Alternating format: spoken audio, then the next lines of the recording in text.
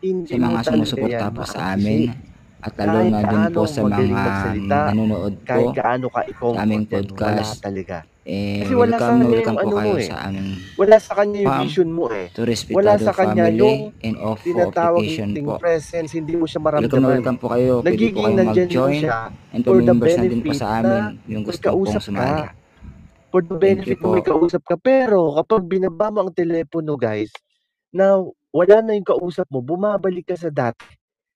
Because at some point of time, at the back of your head, iniisip mo na, "Ay, ano kayang gagawin ko talaga?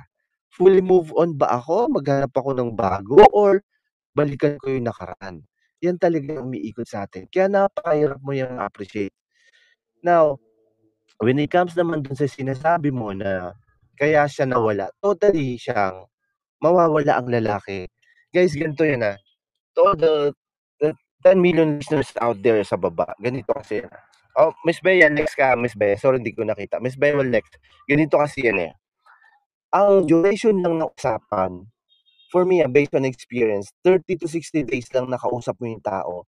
'Pag hindi yan naging kayo, hindi na magiging kayo. That's the duration for that. Kasi yan yung moments na yan, na days na yan, yan yung duration lang yan na meron kayong intimate moments or parang na-appreciate mo siya. 'Pag wala na isa sa inyo nag-pursue doon, hindi na magiging kayo, mawawala na siya for whatever reasons. Gano'n lang siya kasimple. I'll put the mic on kay Miss Bea. I think may maraming insights 'to, Miss Bea.